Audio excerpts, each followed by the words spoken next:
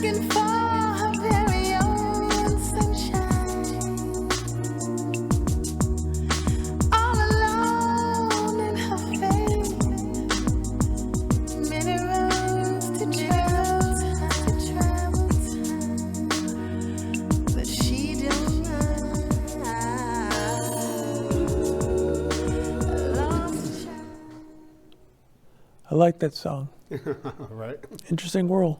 But I have Todd Richards here with me today, going to talk about what's happening here in the world, especially related to food consumption. You know, we got all these guaranteed things in life that happen. We're going to die, Right. but we're going to eat. Right. And first, we got to stay someplace. Right. So we're going to be getting into a few of those items today. But Todd, again, we had $1.6 trillion spent in the African American community, and a large part of that went to food consumption. What are you doing these days, and how can you help out? Well, it's good to be here, first of all. Most people know I live in Atlanta, but I'm from Chicago. You know, went to Hyde Park High School, proud of that. So, and you know, the question about food consumption and the monies that go into it. One thing that I'm really glad to hear to talk to you about is starting a hospitality company that really focuses on our neighborhood.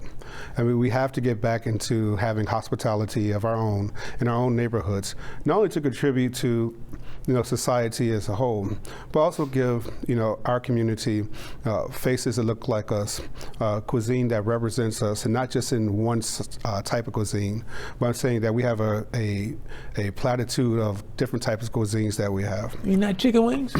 Well, chicken wings, nothing wrong with chicken wings. You know, I didn't get this size, but not having my share, you know, of chicken wings.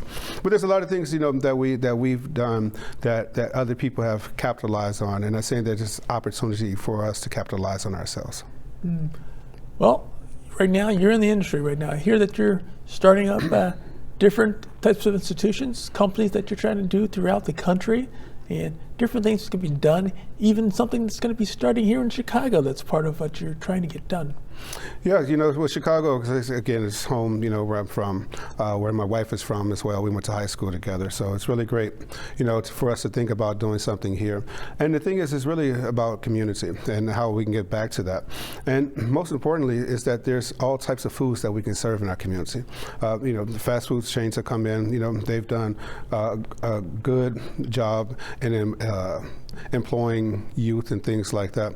But I think that we can give people more of a foundation to actually open up their own, you know, restaurants and things like that, as well as serve, you know, delicious, healthy food, you know, as well in our community, which I think is really, really important for us to do. Got it. And right now we got some big issues in terms of health these days. Oh, well, yes. My people basically eat a lot of food, but hey, we still lead the charge for diabetes, high blood pressure, and all those other things that are food-related diseases. Correct. That we could control if we watch what we eat. So those are the big things. I'd love to get more information from you. But Todd, you've been in the industry for a long time. You've been a chef for the Ritz-Carlton, right. Done your other shops in Atlanta that you've created, and a whole host of other things related to food and the actual consumptions. What do you recommend right now? What's the new model that people need to be looking at if they want to be healthy, live longer, and not deal with all this insanity? Well, the insanity will make you eat crazy things, you know. Okay. You know, so mental health, you know, something is always at the top of my list. You know, mental health. Excuse me. But I think the most important thing is really to get people back to growing food. That's about just simple things. You know, like you go to the produce aisle and you see the herbs on the counter, you know, that you can buy. You know, buy those. You know, utilize fresh herbs because you actually use less because they're so fragrant. They smell good. If you have kids at home, get the kids to water them. You know, buy small tomato plants and grow foods that way. That's one way. The other way is, again, to open up restaurants in your own community that serve your best interests. Okay. You know, and things like that. There's nothing wrong with soul food. There's something wrong eating it every single day. You know, those things like that. Now the question, big issue, opening up restaurants. Right. I've had a number of folks talking to me. They wanted to open up their own restaurant. That's one thing to talk about a few minutes later. But the other issue is that what's the demand right now? Is there really money available to help create restaurants, things of that nature? Is that a good thing to get into? And if you're a young person right now thinking about having your own restaurant at some point, what should they think about today? So let me answer that last part of the question first. Well, and it really helps with anyone who wants to open a restaurant, because you got to go work in a restaurant first. Yeah. A lot of times, they say restaurants fail. Well, they fail most of the times because people open these with no clue about how a restaurant actually operates. So if I worked at Burger King, then I get my experience? Yeah, Burger King, so let's talk about it. It's a great model, that they provide food in a timely manner, to people.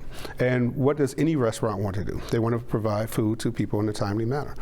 So understanding not necessarily that is it the most healthiest option out there? It may not be, but it is a model that you can understand that they are delivering food, the basic promise, they have, the fries should be hot, the burger should be hot, the drink should be cold, and it comes in a timely manner. If you can, are you fulfilling those basic promises to people, then that's the model that you should really look forward to doing. So you're saying for all those years when I was coming out of high school and went to work in Burger King while in college, you're saying that gives young people looking to get into the industry some experience. Well, I think not only that, it's a system based also. It's about systems. So you can take that same skill set and apply it to other systems.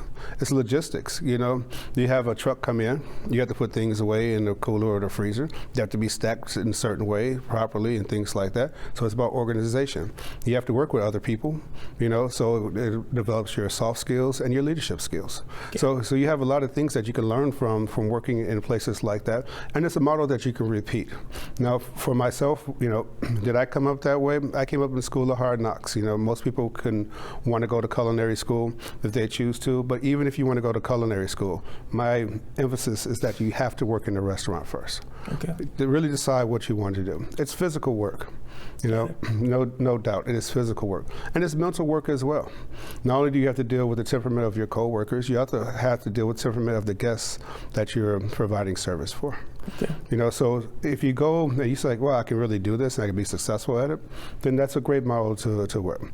There's other opportunities also if you wanted to go catering. Go work at a catering company. Find out logistically what you need to do. Do you need to really have a truck, Or are you going to keep putting this food in the back of your car, and hit a bump on 79th Street, and then the food bounces all around, Okay. and then you lose it. So go work in the place that you want to open first, and really make a conscious effort to know that you really want to do so. So you've gotten the experience now on the table, you've learned some skill traits, Correct. and now you can utilize this if you want to move forward into owning your own operation at some point. Correct. Now, question, you've also done a few projects where you started some companies, done some different things down in Atlanta and a few other areas, and also being a former top chef for the Ritz-Carlton. So you've done a lot in the industry itself. Correct. But what have you found to be the biggest difficulties in being in your industry? Well, one is diversity. And I mean by diversity is that, you have to really look at kitchens as a brigade system, which they are set up, like in Army or Navy, things like that. And you have to have everyone be a leader on their station, leader of other people around them. When you have lack of diversity in the kitchen, you have lack of cohesion. So it's really building that. And as far as opening your own restaurant, of course, it's all economics. Banks are not lending to restaurants right now. They haven't in the past, really, but even more so right now, they're not lending a great deal. So how do you get the money? Through investors, angel investors, you do venture capitalists, but also some of the best ways to do it is if you own a home. If you own a home, you have equity in your home, you can take that, get an SBA loan, and you can go out and do it. So if you don't have home ownership, that's a very difficult way, in order to get into the business. So it's not an easy business to get into. It's not an easy business to maintain, but it does if you put the systems in place and have and be able to pivot whenever you need to. It could be a very successful business for anyone moving forward. Got it. So in your opinion, what becomes the biggest obstacle for people once they get into this restaurant industry? What have you found to be the mistakes they make? Well, one is not understanding basic things like rent structure. Rent should never be more than 9%. If your rent is 9% of your gross sales, it's really, really pushing you to the break-even mark, because 1%, of rent really affects 3% of food costs. It can affect 5% of labor costs. It can affect a lot of these things moving forward. So you really have to understand the numbers, in order to do so. So again, if I'm understanding it, then rent should not be more than 9% of your gross revenue. Absolutely. Okay. Absolutely. And you have to really have someone read the lease for you, because the rent could be, $6,500. Then there's common area maintenance charges, or CAM, which can add on another $3,500. So here you think your rent is $6,500. Your rent is actually $10,000. Now, big issue right now. I got a lot of clients here in the Chicago marketplace. The restaurants are not getting the same volume of customers anymore. And right now, they're starting to fail. And do you see this being big all around the country? Is it kind of a standard what's happening? Or is this just a new model? I think it's a new model, first of all. I think it's a new model. You had a good boom when people came out of COVID. And now, now that has, worn off. And so you see numbers dwindling. But also, you have to give people something worthwhile coming to, first of all. And the casual dining market is the biggest segment right now that's kind of crashing. It's because it's a sea of sameness. You can get this same ribeye steak at 5 different locations, at the same $29.95 to $31.95. And so customers have so many of the same choices to go to that they can go, and if your service is not on point, well, I'll just go to the next place because I can get that same steak that I know is going to be, relatively good and everything like that. So it's really about managing people, and setting yourself apart from service. Okay. Than it is necessarily the food and quality. People will always go for great service and good, to better than good food. People will never go for great food and okay service. Got it. We are in the hospitality business. I stress that more so than saying the restaurant business, because we are in hospitality. We provide service, and that service that we provide does include food and beverage, but we start with service first. Got it. So for those young folks listening to this conversation, interesting format to say, if you're interested in this, everybody always says, one day I'm going to have my own restaurant. Right. Yeah, it's possible, but it's a lot of work. It takes a lot of energy, and you have to do things the right way. Todd has actually offered to say, if you guys ever need information and data to try to make sure that you guys are on track, that he'd love to get data from you. He'd give you some response. So Todd, how do these folks contact you? Very simple. They can always find me because I'm in the age of social media like everyone. I'm always online somewhere. So social media, Instagram at Chef Todd Richards, X now, which was formerly Twitter, Chef Todd Richards. You can find me there. You can email me, chefrichards@gmail.com. I'm always there around. And like I said, there's no question that I probably won't answer. Just because I've answered it right in, it might be a little busy, but I will eventually get back to answering the right question. And again, if you do email Todd, you always have to include, heard you on the Russ Meek Speak show. So you said you're going to get back to me. So hey, don't leave me out here. Right. Absolutely. And that's very important too. This is providing a lot of service for a lot of people. This show, this format. And I'm really happy, to be here. But I really want us to really get back in our community and have more restaurants, more hospitality in our community, to get our communities back in the thriving neighborhoods that they once were. Now, what do you think? If we do bring them back to the community, are they going to be a certain type of restaurant, or just going to be diversified, different types? Well, I think diversity is good. I mean, you think about it, you think about us coming out of West Africa, what we contribute to this country. You go to the Caribbean, the Dominican Republic, Puerto Rico, all that diverse food that is there. When you talk about sofrito, and sofrito in Dominican Republic has this type of pepper, and Haiti has this type of pepper, but it's the same basic thing. You look at the jerk, from that, all those things can be open in our community because they come from us. You think about ribs and stuff like that. Yes, you can have enough smokehouses in there, but the difference between a smokehouse and a barbecue, can be whether it has sauce on it or not. You look at our favorite bird in the world, chicken. Some of the best chicken in the world, of course, is fried. But roasted chicken, when you just pull it off and the bone comes right out and all the juices run down your face, and you provided something well seasoned and and juicy. I mean, so you have that. And then, our segment of population is really going back to vegetarian, and things like that, where we always ate more fruits and vegetables and less meats. So you have a whole segment of that. And then brunch and breakfast. Who doesn't like a good brunch or breakfast place? So you have, right now, we just talked about 5 different type of restaurants we can open in our own community.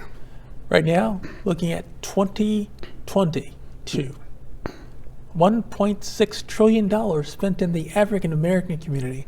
And again, a third of our normal income we spend in food. Mm-hmm. Again, these are items that are out there. The numbers and data would support there being a need to at least have more service. And absolutely. We demand, because one thing we're going to do in life, we're going to die and we're going to eat. Right. So Right. I can only tell you the market will continue for quite a long time. But you're working on a project right now also, Todd, where you're bringing in investors also. Yes. So my former company, I shut that one down, opening a new company, Richard's Hospitality. It's going to be head by me. Of course, I'll have some partners with me on the work side, but it's going to be really myself in control. And the reason why I want it that way is to really, I have a vision for what I want to get done in our community, and that vision has to be really focused and meticulously done. So I am looking for investors right now to do so. It's an Atlanta-based company, but of course, like I said, I want to open in Chicago. I want to bring something back home to the community which raised me here, and so it will be a dual, project between Atlanta and Chicago. Okay. And then, of course, there's other opportunities around the Midwest. We talked about St. Louis earlier and things like that, but I want to focus on the Atlanta, Chicago market first, get those up and running, get those going, and then look how we can diversify around the country. How many people do you think will be getting hired these days when you start these operations? Well, you think about it, if a restaurant hires 10 people, right, and we always multiply that times 15 because the infrastructure around it. So that's 150 people, on a weekly basis that have something to do with that restaurant. We think about from the supplier to the trucker, the person bringing it in, the dishwasher, a different person brings in the chemicals, you have plumbing, you have all those things. So we always multiply those numbers times 15, okay. And everything like that. So for every 10 jobs in a restaurant, you can say you're affecting 150 people at one time. And in the Chicago operations, when are you anticipating opening up these operations? Well, I'm looking right now. I have a soft spot for Chatham area, which I think is really great. It's going to be take a lot of investment though to get that community there. So I'm just looking at opportunities around that really affect our community. Naturally, the Hyde Park area, which with the center going there, and of course me being a graduate of Hyde Park, I always have a soft spot for there. Plus the music scene there was always great growing up as a kid. Right. And a good friend of mine, Chef Eric Williams, James Beard Award winner, has restaurants over there. So I think there's room for more than one black chef in that area. So I think that's great. And then, I'll even look out further south and see what opportunities are there. But the biggest thing for me is to get the capital there, and then we'll use that to, find the great real estate that we want to buy. How much capital are you trying to raise? For the Chicagoland area, it's going to, 6 to 10 million, because I want to buy the building. I do not want to rent someone else's space. People don't understand that just in an empty building, when you start building it, you put in a hood system, the AC system, and the grease trap, you're already at $250,000. Okay. And so to make that kind of capital investment into someone else's building, and then if the business fails or everything like that, you leave that in there for the next person to come and take it over. So you basically have given the landlord $250,000, just for doing that basic infrastructure. It doesn't make fiscal sense, for restaurants moving forward. So question is, you're talking about $6 million to start the operation here, let's say in Chicago. Correct. And how do they get involved? Do they just send you a check, or? Well, that would always be the easiest, the easiest way. But no, they can reach me in the same manner, And the thing is, my goal is always control 51% of the company. Mm-hmm. But I'm looking for long-time investments. If someone wants to do a quick turnaround, like flipping houses, things like that, I'm not going to be the person for you. Okay. I'm looking for long-term investments in the community. Make sure that we're growing, thriving, and making sure the community is sound, and it is community-based. Okay, so is this like getting in on McDonald's in the beginning? I can invest in Todd right now. Right. Hey, it's the beginning here with Todd. Right. And the thing is that we can grow this, exponentially as quickly as we want to grow, but we have to have a solid foundation. A solid foundation comes with investment and owning the properties. Okay. but that at least takes that part out of the way. Right. So the other scenario with you right now, what's our forecast here? Where is Todd going to take Todd Industries over the next 5 to 10 years? Well, it's great because I'm still writing cookbooks. I have a new cookbook coming out, Roots, Heart, and Soul. It's the second book, and my first book was called Soul. And this one's released February 20th, 2024, which is great. It really talks about what we were talking about with food before, from West Africa, going through the Caribbean, coming up through the South, following the migration and coming over there, which is really great because it's a platform for me to speak to people about food and get them really to get into the Todd Richards brand. Okay. And then secondly, of course, is then teaching more people in our community how to go out and actually open restaurants successfully and do these things properly. And then the third thing is community service. We have to get back into making sure that we fix a lot of problems in there. Health is one of, like you spoke about earlier, fixing the health with delicious food, to me, is the best way to do it. No one can sit there and tell somebody not to eat. Or to feel like you're starving yourself to that. But we have to give people options and opportunity to diverse their palate. And that's all the thing we're talking about. Got it. A diversity in your own palate. Now, when you're providing these different items, food to different people, are you targeting, like, say, totally different from the youth versus the older marketplace? Is that a different market? No, the thing is about food is something for everyone. Delicious food is for everyone. Okay. It's the best. I tell somebody this is, if you walk into a restaurant and people are breaking up in the restaurant, the food ain't no good. Because how can you break up with somebody with delicious food in front of you? How can you break up with somebody with great service around you or great cocktails around you? Right. So the thing is that restaurants have always been the place in the community where we gather. They're the gathering spots as part of the civil rights movement. It's part of where people go and watch, election parties and things like that. It's where you meet people. It's where you pop the questions, where you celebrate birthdays and holidays and things like that. Yeah. And imagine bringing that kind of joy back into our community when we own the land. And we own the building, and we own the name of the restaurants. Those things are so dynamically done in other communities. We've seen other communities have the model for this type of success. Mm-hmm. So it's not something that I'm just creating that's new. I've seen other communities do it already. Yeah. And also, I've seen our community do it when I was, a young kid. And it still happens. Right. Because right now, I always remember New Year's comes. Absolutely. And where are you going to go for the first New Year's breakfast or Right. for the lunch or the dinner? Right. And you pick the location and say, hey, it's a spot where people always try to get to in the first year. Absolutely. Or at least the first day of the new year. The first day of the new year. But that's what makes food such an amazing thing, that it brings everyone together. Now whether does it need more of this salt or pepper? Those things are always debatable. Someone else's palate is always debatable. But providing the great hospitality, when do you want to walk into a restaurant and someone's on their phone, not even looking at you? Or do you want to walk into a restaurant and that person's greeting you right away? Those are kind of things that really makes the difference in the restaurant. Again, I tell everyone, it's about service. And food and beverage is part of service.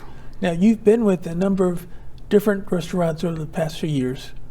Which one stood out? Who did the best job these days? Well, that's a great question. Restaurants are really changing in a lot of format. One thing is that our labor pool is not the same that we once had. People have more opportunity. You look at like Uber and Lyft, where people can make relatively the same or maybe even sometimes more money and control their own hours. So people have more opportunity not to be in the hospitality business. So that's why, again, I say we have to really get back to those things to get those people back in there. But also, I think that restaurants that are successful are the ones that really involve community. When you see them when they have all the holidays, the Easter and things like that, or when you see them at the fundraising events, investing back into the community and things like that. But also, again, like I said, it's about service. Now, of course, I have friends who have restaurants, and things like that. Again, I'm praise Eric, who's here. Well, you just had, chefs here win Michelin stars, Black chefs win Michelin star, which is something that's been unheard of. So we're making a niche, in this wonderful restaurant business. Now let's just seize the opportunity and move forward. Now, when you're with the Ritz-Carlton, I look at the Ritz-Carlton and I think Right. of them as the superior Right. institution, Right. where you're expecting the highest quality, and they are interpreted that way by Correct. most people. But is that still the case, or is it changing? Well, the consumer has changed. You know, so I have to say it's changing because the consumer has changed. You think about what COVID did, kept everyone in the house. You know, everyone was watching food shows and cooking more at home. So the consumer became more educated and more sophisticated. So definitely, you know, they have changed. You know, now, you know, is it changed for better? I think always so. I think luxury brands are always going to continue to be about luxury and things like that. The motto for Ritz-Carlton is "Ladies and Gentlemen, serving ladies and gentlemen." You know, which is something which is great. I worked at 3 Ritz-Carltons, 2 in Atlanta and 1 in West Palm Beach. Proud to say that all 3 of those were #1 in the company, you know, for food quality and service. You know, so I come from that background of food quality and service. And like I said, the brand has changed, but the consumer has changed as well. So the brand is adapting to the change that the consumer has brought about. So the consumer has changed. Is it expecting quality, or is it a different world? With a name like Ritz-Carlton, of course, they're expecting quality.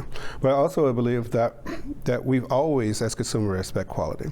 You know, no one wants cold French fries unless you're putting it into a Wendy's Frosty, right? That's the only time you want your French fries to be cold, right? Okay. You expect them to be crisp. You know, now everyone is saying in the fast food industry, our burgers are now cooked to order. Because you expect, I mean, like, why is that such a novel idea that you have to tell people now that you're cooking your burgers to order? What were you doing prior? We had a bag, and we just Right? here you go. Right? What are you doing prior to that? You know, so the consumer is changing, and they are demanding higher quality, you know, items, you know, at affordable prices, you know, as well. And so the reaction in the market is really based on the consumer and not necessarily the companies, you know, driving things down people's throat.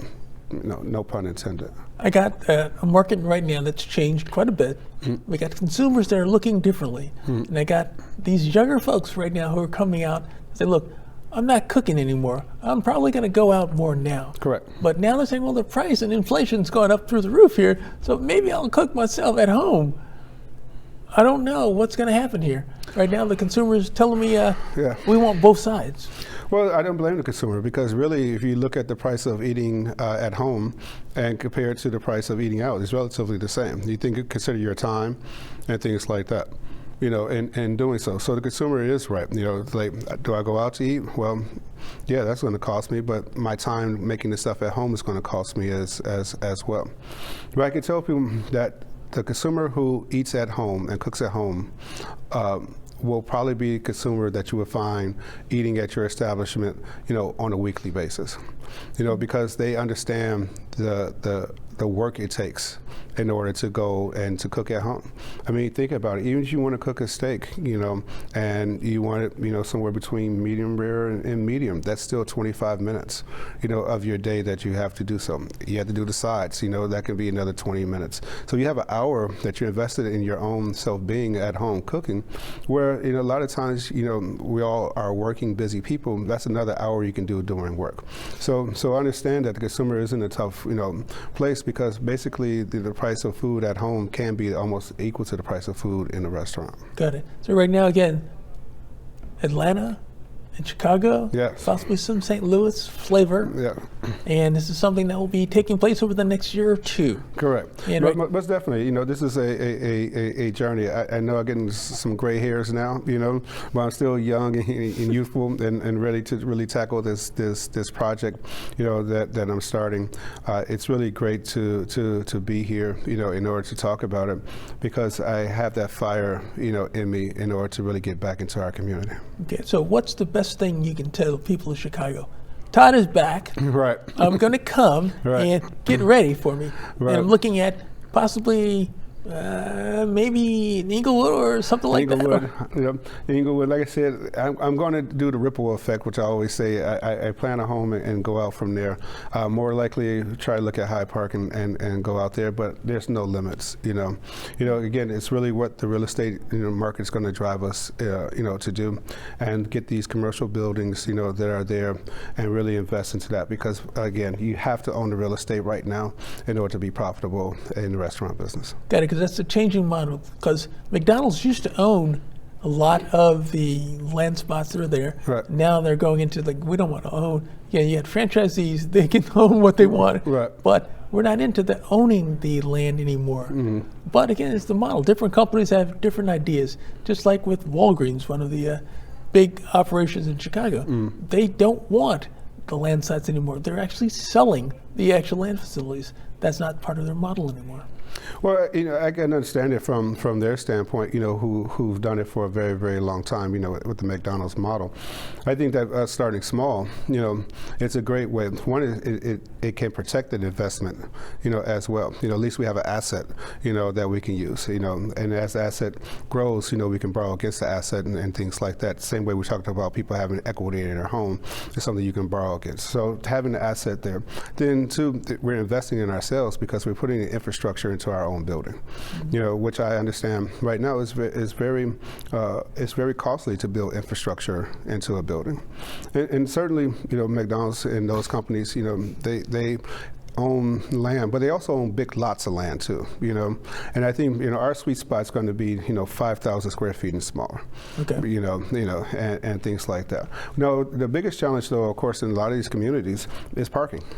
You have this beautiful place and everything like that. How are people going to park? So we have to look at that side of it as well.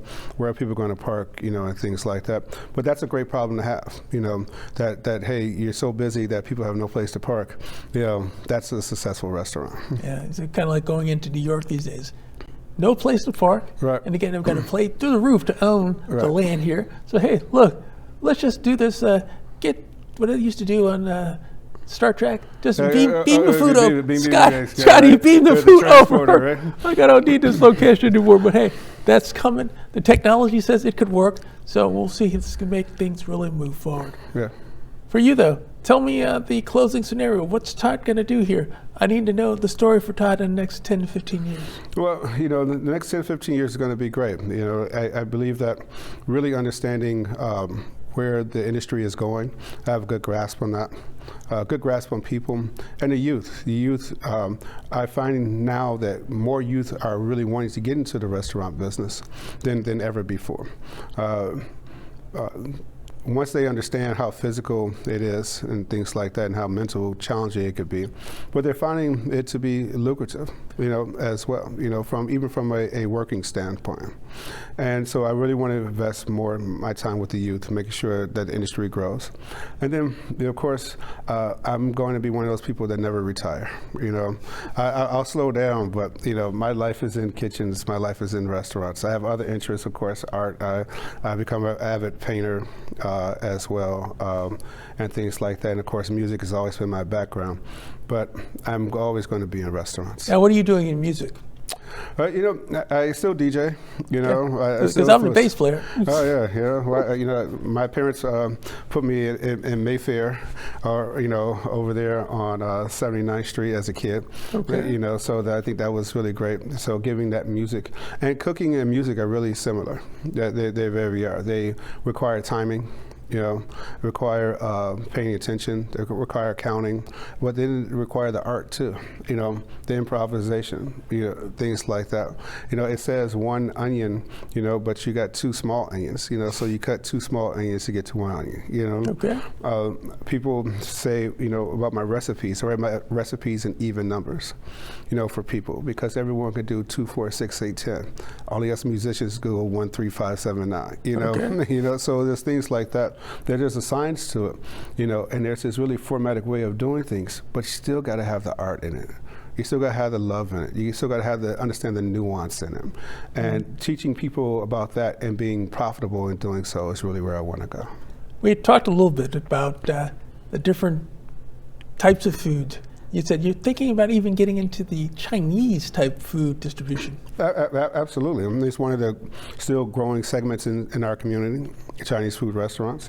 A lot of those dishes come out of Africa. Fried rice is definitely something that we've always had. I'm just about just basic things like that. Well, see, that's a negative to me, though. when I come and see a black man at the Chinese restaurant saying, "Oh, what do you want to eat?" Well, I'm thinking about, our understanding of it, our twist on it. Think about if we use fresh collard greens and turnips and saute that in there with the fried rice instead of peas. Okay. Think about the egg foo young, that we have, and we can do fresh vegetables in it as well, or we can go as really fancy and do lobster egg foo young. So you're saying it's a bad thing for me to interpret the food types, where to have some Mexican food, I have to have an Hispanic there to be at the front. Well, the thing is that what makes food so interesting is that the science you can only cook things a certain way. You can only fry foods realistically between 295 degrees and 360 degrees. Okay. I mean, anything below that, it'll take a long time to cook. It'll be done on the inside, but it'll kind of be soggy on the outside. You go above that, it'll be really crispy on the outside and cold or still raw in the middle.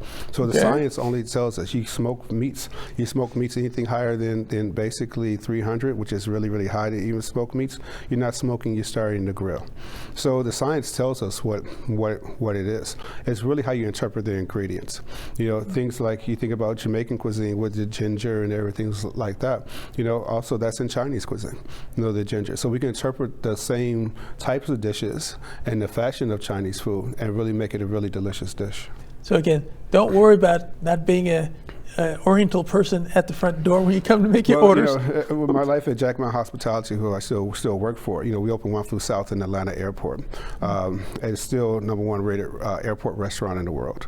Okay. We have a sushi bar in there. You go in there right now, we have Fu, who's our lead sushi chef, but all our people who are making sushi are African American.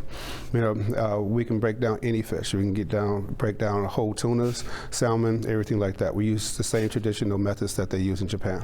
I will also say those same traditional methods that they use in Japan are also some of the same traditional methods they use in Africa, where you cure fish and you salt fish and you age fish and you cut it the exact same way.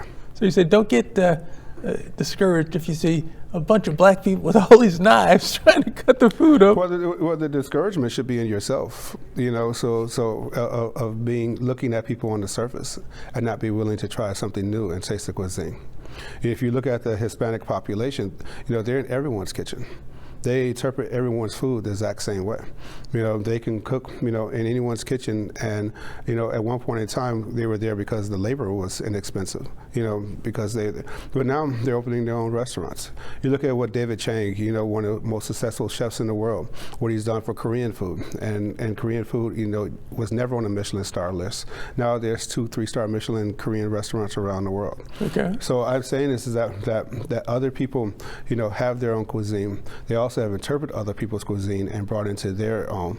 We have the opportunity to do the exact same thing, especially since a lot of the emphasis and the basis of those other cuisines came out of our own cuisine. Got it. Now, you said you've been getting the interpretations that a lot of youth want to get into the restaurant industry. Mm-hmm. Where are you getting this data?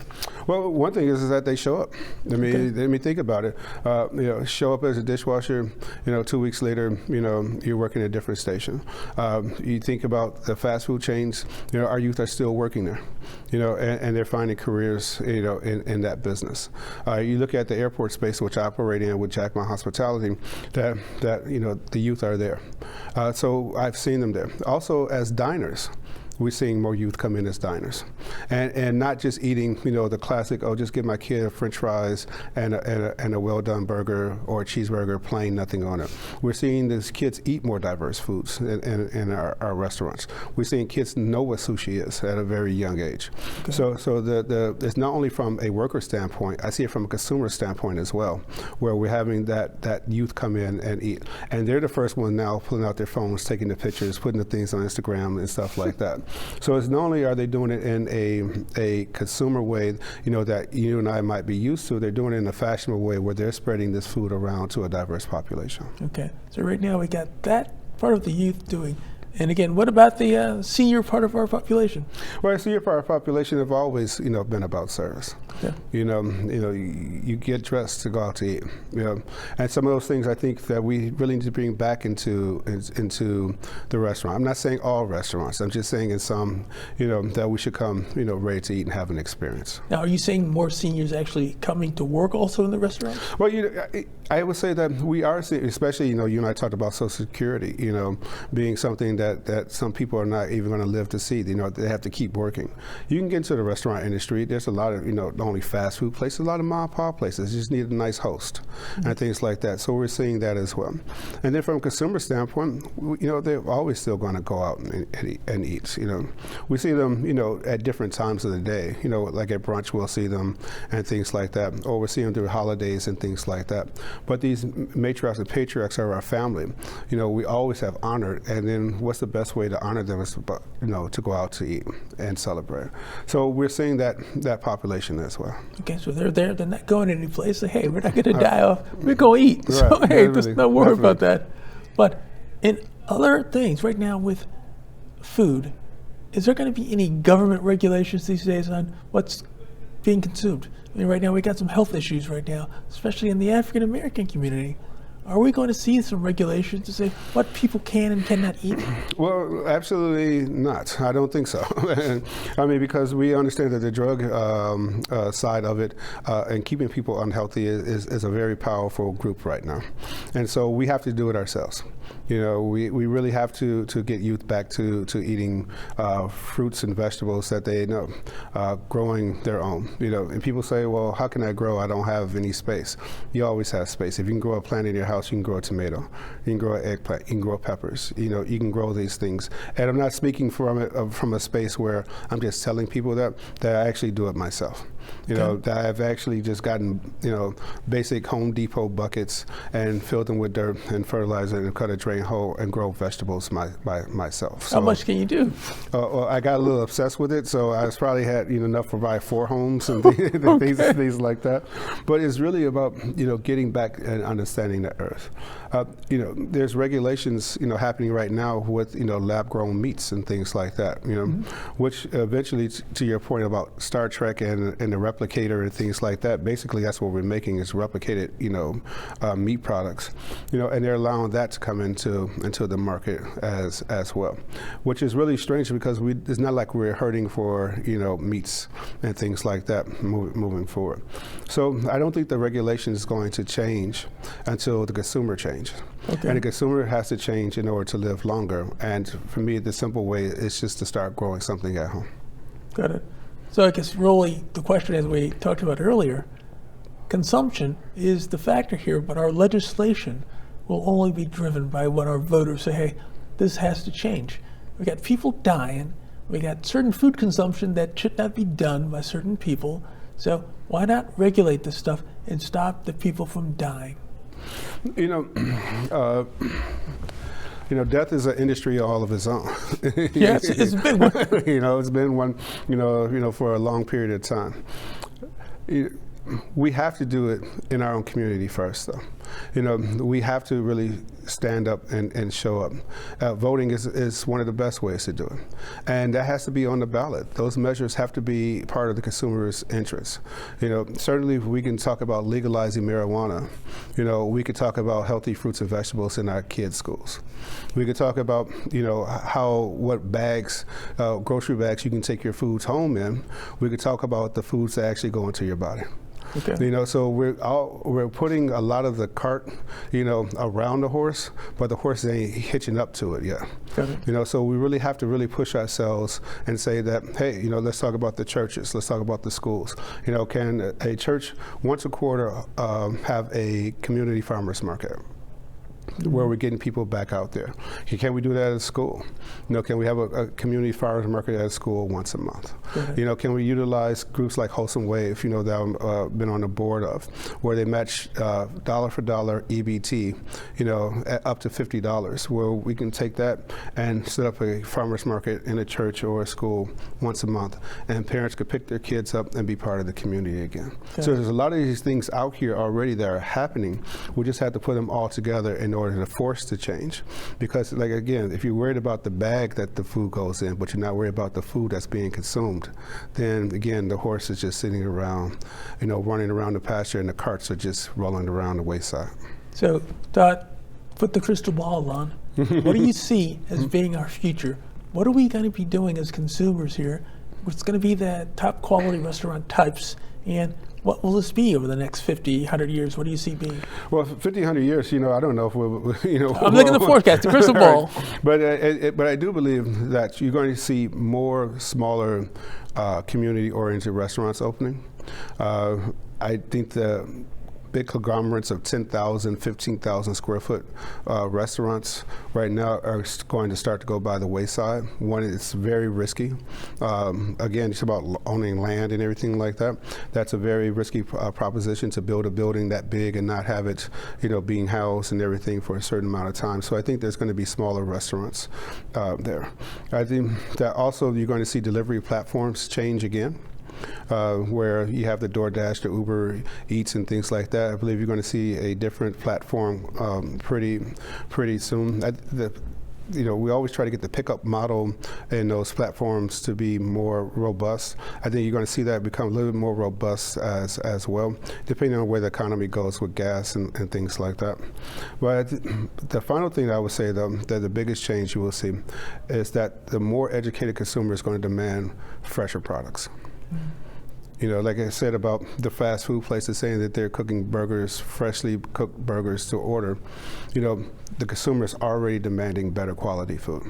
And so as consumer demands more, you're going to see more people do so in the commercial realm. And chefs like myself, we're going to be happy because now, all the peppers and onions and everything I always have on my menu, I can start adding some either other vegetables. Parsnips we've always done, celery root we've always done, but Jerusalem artichokes we can start cooking now.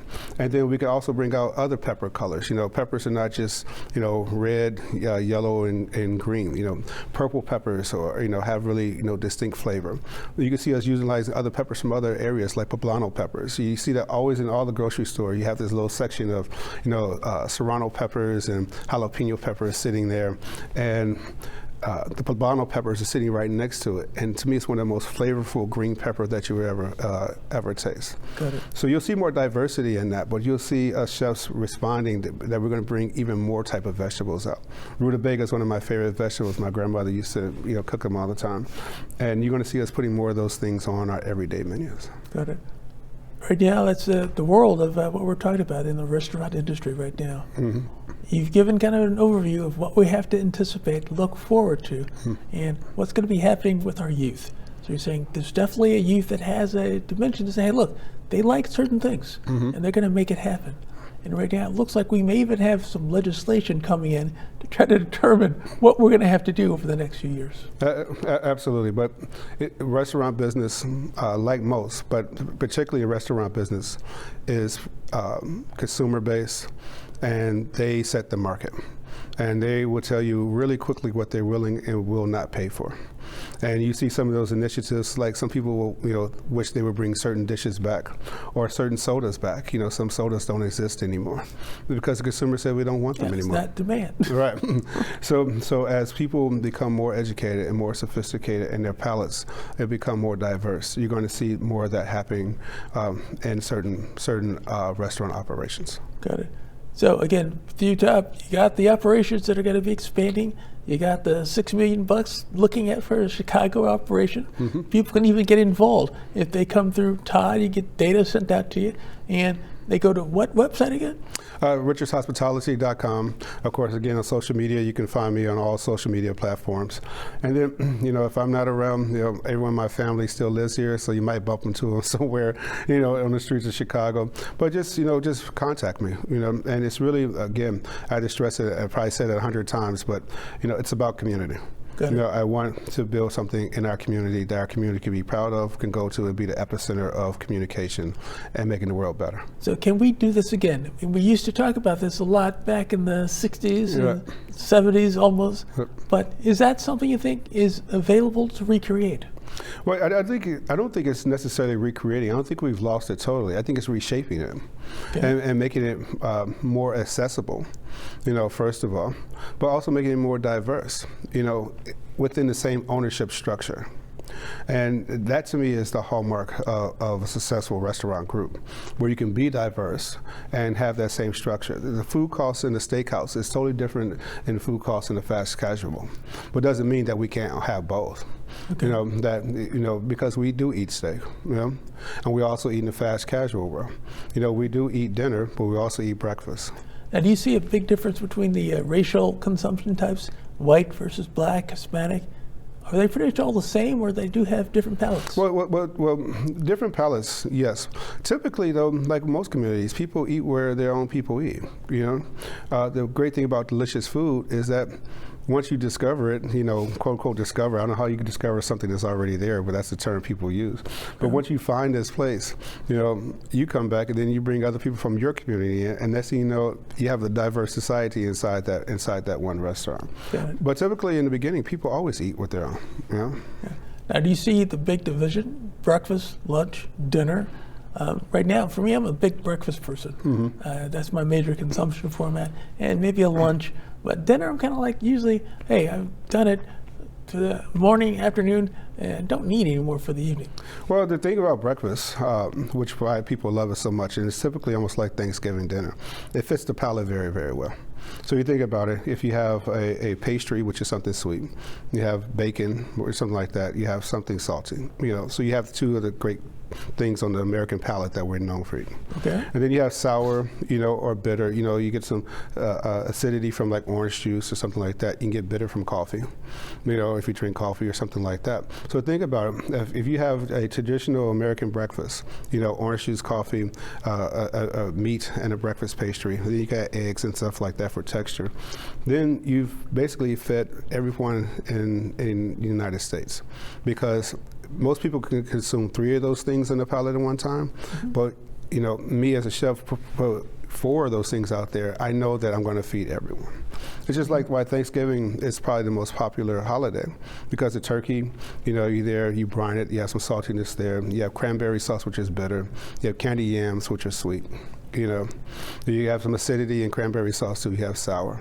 You have mac and cheese. You have creamy texture. That's what mac and cheese is really about. It's really about the creaminess of the texture, and that texture coats your entire mouth with all those salty, sweet, bitter, sour things you just ate. And so that's why people love that dinner so much, because it feeds something for everybody.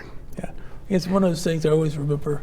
Thanksgiving is the time, we got to eat all this food up. We're going to have all this going on over the place. So, hey, Thanksgiving is here. Right. But it's a matter of cooking it now. Most people, especially with my mom, is like, no, I'm not cooking no more. When she was around and say, hey, you guys, we're not going to do it here. I'm not cooking this food anymore. You think I'm no slave? Right. But let me say this. This is why restaurants are great epicenters, because now you have fine dining restaurants, you have Popeyes, you have smokehouses and barbecue restaurants who will make your Thanksgiving dinner for you.